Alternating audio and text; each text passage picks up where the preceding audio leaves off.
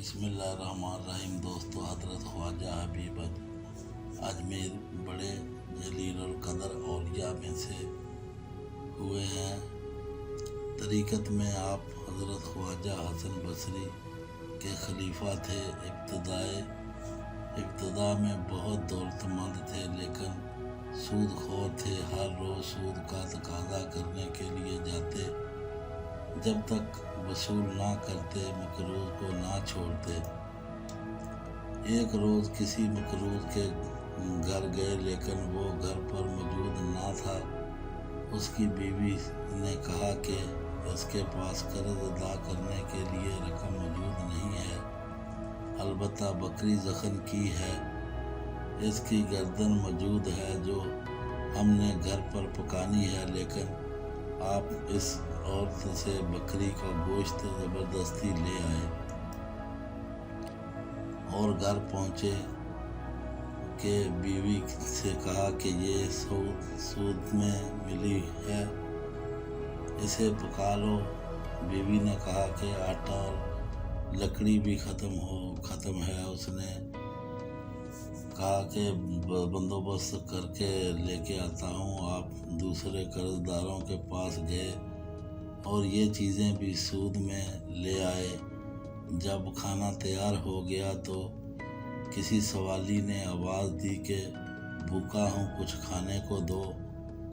آپ نے اندر ہی سے اس سائل کو جھڑک دیا اور سائل چلا گیا۔ جب آپ کی بیوی نے ہانڈی سے سالن نکالنا چاہا تو دیکھا کہ وہ خون ہے۔ بیوی نے حیران ہو کر شوہر کی طرف دیکھا اور کہا، اپنی شرارتوں سے اور کنجوسی کا نتیجہ دیکھ لو۔ خواجہ حبیب اجمی نے یہ ماجرا دیکھا اور تو حیرت زدہ رہ گئے۔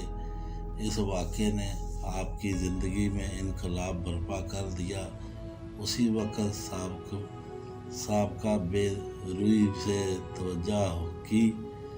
ایک روز باہر نکلے تو سارے راستے میں بچے کھیل رہے تھے۔ انہوں نے خواجہ صاحب کو دیکھا، چلانے شروع کر دیا۔ ہٹ جاؤ، حبیب سود خور آ رہا ہے۔ ہم پر اس کی گرد بھی پڑ گئی تو ہم بھی ایسے ہی ہو جائیں گے۔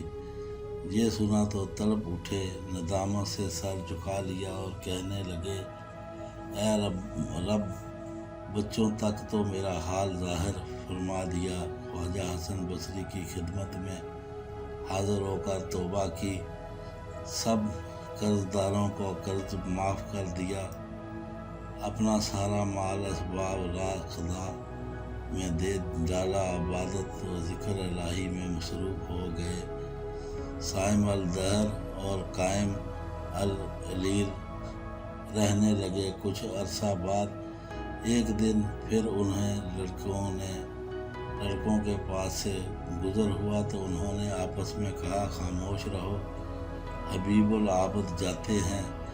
یہ سن کر آپ رونے لگے اور کہا کہ خدایا، یہ سب تیری طرف سے ہے۔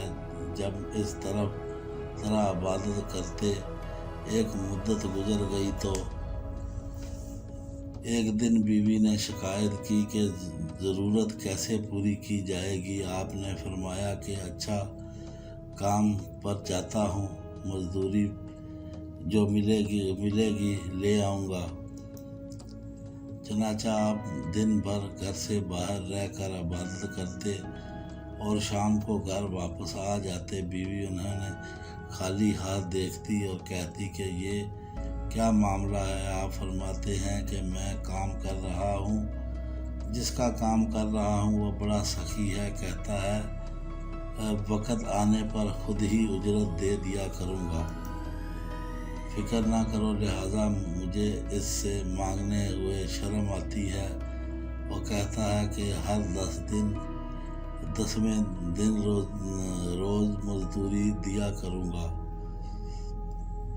چنانچہ بیوی نے 10 دن صبر کیا۔ جب آپ 10ویں روز شام کو خالی ہاتھ گھر واپس جانے لگے تو راستے میں آپ کو خیال آیا کہ اب بیوی کو کیا جواب دوں گا۔ اس خیال میں گھر پہنچے تو عجیب ماجرا دیکھا کہ علیحدہ علیحدہ کھانے تیار رکھے ہوئے ہیں۔ بیوی آپ کو دیکھتے ہی بول اٹھی کہ یہ کس نیک بخت کا کام کر رہے ہو جس نے ایک رات کی اجرت اس قسم کی بھیجی ہے اور 3000 درہم نقد بھی بھیجے ہیں، اور یہ بھی کہا ہے کہ کہلا بھیجا ہے کہ کام زیادہ محنت سے کرو گے تو اجرت زیادہ دوں گا۔ یہ دیکھ کر آپ کی آنکھوں اشک بار ہو گئیں۔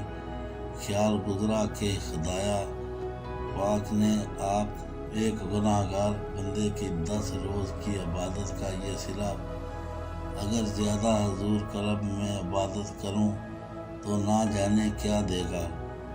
یہ خیال آتے ہی خلائق دنیا سے بالکل الگ ہو گئے اور ایسی عبادتیں اور ریاضتیں کی کہ اسرار الہی بے نقاب ہو گئے، عنایت الہی کا نزول شروع ہو گیا اور آپ کی مطابق العبادات کا درجہ مل گیا۔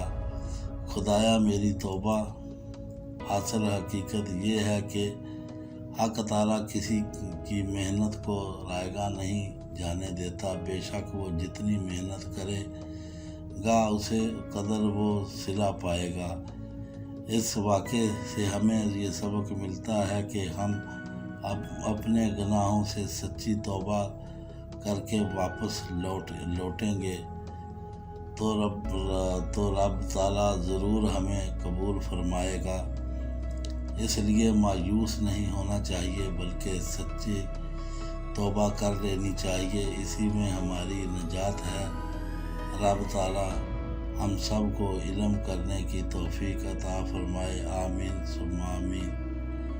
میرے دوستو، ایسی مزید ویڈیو دیکھنے کے لیے ہمارے ساتھ رہیے اور ہمیں دعاؤں میں یاد رکھیے۔